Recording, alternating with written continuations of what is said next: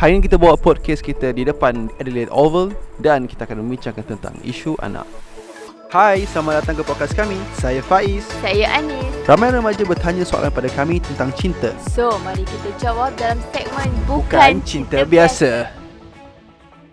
Assalamualaikum warahmatullahi wabarakatuh. Bertemu lagi dalam segmen Bukan Cinta Biasa, di mana kita membincangkan tentang isu lelaki, perempuan, jodoh, kahwin, cinta dan segalanya pelbagai soalan-soalan yang remaja tujukan kepada kami, dan kami akan cuba menjawabnya insya-Allah. So, apa yang kita nak bincangkan hari ini? Boleh try untuk elaborate or talk about rezeki, tentang zuriat, expectation orang dan family sekeliling. Bila kahwin is about zuriat. Bila nak ada, dah ada ke, macam mana adapt with that situation and cara to remain calm bagi mereka yang menunggu. Itulah soalan-soalan macam ni memang biasalah kalau kita dapatkan. Bila mana kita sebut tentang expectation orang kan, expectation masyarakat, family terdekat, family yang besar dan sebagainya, memang banyaklah persoalan-persoalan yang ditanya. Dia bukan spesifik untuk zuriat saja. Kalau kita bagi contoh, kalau orang itu belum kahwin, dah lama kan, dah 30 lebih, perempuan ke lelaki dah lama sangat, orang akan tanya bila nak kahwin. Kan, bila orang pula dah lama kahwin, dah 3 tahun, 4 tahun, 5 tahun dan sebagainya, tiba orang tanya bila nak dapat anak. So soalan-soalan ni soalan yang kita biasa. Dan daripada kita sekolah menengah, sekolah rendah, semua orang tanya SPM berapa A, PMR berapa A, universiti bagaimana. So soalan-soalan ni sebenarnya soalan-soalan yang in a sense kita boleh tahu mungkin orang tu concern pada kita, tapi ada perspektif pula kita nampak orang tu, yelah, dia pressure kan, dia tanya, dia ada expectation. Dan kadang-kadang kita kalau tak dapat nak fulfill lah, kita rasa macam oh, banyaknya tekanan-tekanan, soalan-soalan daripada family, daripada kawan dan sebagainya. So kita kalau kita dapat nak control, kita akan rasa stress, kita akan rasa miserable lah dengan soalan-soalan macam ni lah. Betul ke kita ni kahwin ni memang untuk dapat anak ke, ataupun ada benda yang lebih besar daripada perkahwinan tu? Ya, okay, jadi saya sebenarnya teringat ceramah, salah satu ceramah lah yang saya dengar sebelum kita berkahwin, iaitu ceramah daripada Ustaz Salim Effilah. Dia mengupaskan tentang konsep inilah. Jadi biasanya kalau kita berkahwin kan, biasa ramai orang mengucapkan selamat pengantin baru, semoga dapat anak, semoga bahagia ke anak cucu kan. Semoga dapat anak cepat-cepat kan. Ramai yang mendoakan begitu. Tapi ada satu doa ni yang sangat-sangat hebat, doa yang diajar oleh Rasulullah kan. Lagu pun mungkin kita selalu dengar, iaitu doa dia barakallahu lakuma wa baraka alaika wa jam'a bainakuma fi khair. Bila kita tengok doa Rasulullah ni kan, sebenarnya ialah kalau baca lebih panjang tu mungkin akan dapat lagi ada big picture, tapi hari ni kita nak kongsi sikit je lah kan tentang barakallah ni. Maksudnya bila kita nak berkahwin ni, sebenarnya kita, matlamat utama kita adalah kita nak mendapatkan keberkatan dari Allah tu. Keberkatan yang paling penting sebenarnya. Ya, kita memang sebab tu daripada awal episod kita selalu menekankan bila nak kahwin kita kena sedar dan kita kena tahu matlamat ataupun tujuan kita berkahwin tu sebab apa. Jadi sekiranya kalau kita meletakkan matlamat kita berkahwin disebabkan hanya nak dapat anak kan, matlamat utama kita berkahwin untuk nak dapat anak, sebenarnya dia kurang betul di situ. Dia agak salah sedikit. Jadi kalau kita ditakdirkan tak ada rezeki untuk mendapat anak, kita akan stres, kita akan pressure. Sebab kita meletakkan anak itu sebagai matlamat utama kita nak berkahwin. Sebab tu kalau kita tengok kan, ada je ramai juga kan orang yang tak ada anak tapi dia tetap bahagia. Sebab apa? Sebab dia tak meletakkan anak itu sebagai matlamat utama dalam perkahwinan dia. Sebenarnya anak ni is a bonus lah kan. Kalau kita kahwin and alhamdulillah kita dapat rezeki zuriat anak, itulah rezeki yang Allah bagi pada kita. Itu satu amanah yang besar yang Allah bagi pada kita, dan juga satu nikmat lah yang Allah bagi. Orang sebut zuriat ni adalah pengikat cinta antara suami dan isteri kan. Bila ada zuriat ni, maksudnya insya-Allah kebahagiaan dalam perkahwinan tu akan lebih bertambah bahagia. Tapi betul ke? Jadi sebenarnya cinta suami isteri itulah yang akan mengikat hubungan suami isteri itu sehingga ke syurga kan. Bukannya anak. Anak ni dia perencah lah, dia penambah rasa dalam sebuah perkahwinan itu. Tapi tak boleh nafikan memang kalau ada anak ni memang makin bertambah bahagialah kalau kita jaga. Dan itu yang apa Rasulullah nak pun. Memang dia nak supaya umat dia melahirkan lagi ramai zuriat, lagi ramai pejuang agama dan sebagainya. Memang mission kita memang kita kena melahirkan anak-anak yang soleh, anak-anak yang bermanfaat pada agama. Itu tujuan dia, bukan hanya sekadar ada anak. Kan ada orang kahwin ada anak, so what? Ada juga yang ada anak tapi tak bahagia juga rumah tangga dia. So kita kena check. Sebab tu matlamat untuk apa? Tujuan utama berkahwin, tujuan utama untuk dapat anak ni sebab apa? Maksudnya betul memang kena clear lah. Betul. Jadi saya teringat kisah Zainab Al-Ghazali kan. Zainab Al-Ghazali ni dia merupakan tokoh dakwah perempuan di Mesir suatu ketika dahulu kan. Kalau lelaki kita kenal Hassan al-Banna, tokoh famous lah Hassan al-Banna di Mesir dulu, tokoh lelaki. Dan tapi Zainab Al-Ghazali ni di bahagian perempuan lah. Dia tokoh apa kisah perempuan.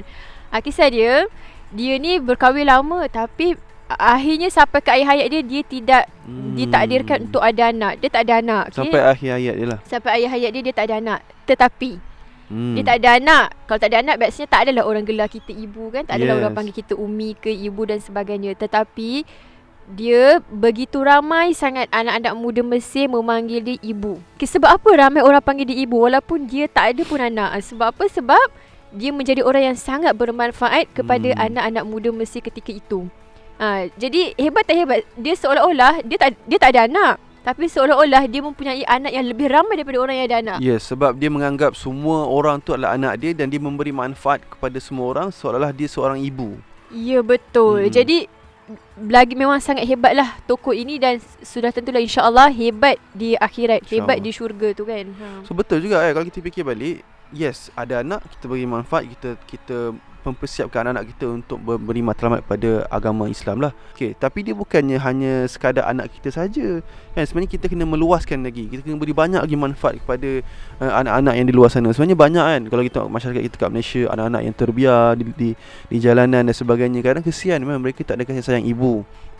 Dan kita lah kan masyarakat kan, kita kena tanggungjawab memberikan didikan agama, memberikan kasih sayang, memberikan support dan sebagainya kepada mereka lah. Mereka ni insya-Allah kalau mereka diberikan support, diberikan kasih sayang, mereka akan menjadi seorang yang hebat dan akhirnya insya-Allah pahala akan dapat pada kita lah kan. Kita mendidik anak-anak, mentarbiah anak-anak di luar sana. Dan Zainab Al-Ghazali ni pun tokoh ini juga walaupun tak ada anak tapi dia tetap bahagia. Betul. Kan sebab dia ramai orang menggelarkan dia ibu. Sebab dia bagi manfaat kepada ramai sangat orang. Sebab bila kita bagi manfaat banyak kepada orang ni, sebenarnya bahagia tu akan datang kan dalam diri kita. Betul.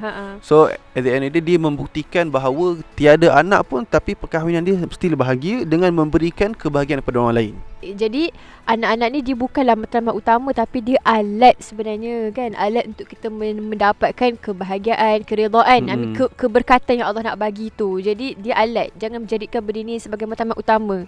Kalau kita jadikan matlamat utama tu yang kita macam pressure, kita stress kan bila kita tak dapat benda apa yang kita nak. Betul.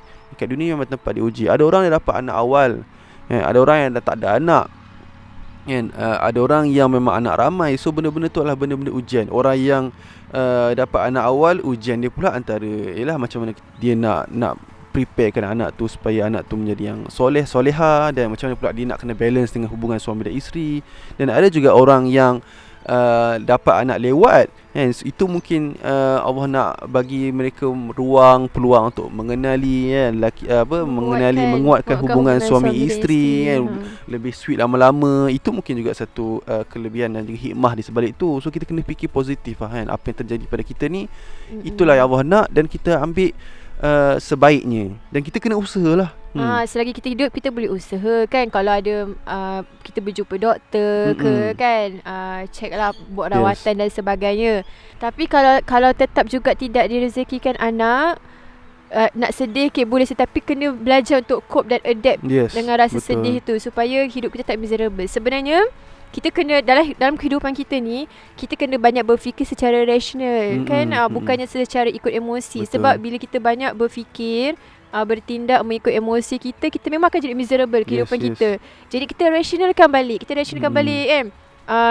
Anak ni sebenarnya apa peranan anak dalam perkahwinan kita kan, rumah tangga kita? Adakah kita tak boleh mencapai kebahagiaan kalau kita tak ada anak pun? Kan? Sebab benda yang paling penting sekali kita nak berkah tadi tu. Yang kita cakap tadi awal-awal kan, berkah kan. So at the end of the day, kita tolak tepilah kan. Ada anak ke tak ada anak ke, sebenarnya tanggungjawab kita sebagai khalifah di muka bumi ni lah, kita memberi manfaat kepada manusia yang lain. So kita ada anak, Kita preparekan anak kita supaya dia pun sama-sama boleh bantu kita memberi banyak manfaat pada orang lain. Kalau kita tak ada anak, kita mungkin Allah bagi kita fokus untuk kita betul-betul all out memberi manfaat pada masyarakat. So itulah matlamat utama kita di dunia ni lah, kita memberi sebanyak mungkin manfaat dan kepada juga orang kepada lain. orang lain. Sebenarnya kehidupan ini is about kita kena kontrol minda kita, kontrol perasaan kita, kena belajar kontrol diri kita supaya kita takkan affected pun apabila orang-orang sekeliling cakap kita tak ada tu, kita tak ada ni apa semua. Sebenarnya kan banyak ujian di sekeliling kehidupan kita ni ataupun kata-kata orang ke apa kan, kita dapat kontrol benda tu bila mana kita pertama sekali dapat kontrol diri kita. So bila kita dapat kontrol diri kita, kita dapat adjust cara pemikiran kita kan, perasaan kita dan sebagainya, InsyaAllah kita memang tak akan affected dengan apa yang orang sekeliling kita nak cakap pun. Betul. So, asalnya tu saja untuk hari ini. Kita jumpa lagi di minggu hadapan. Assalamualaikum.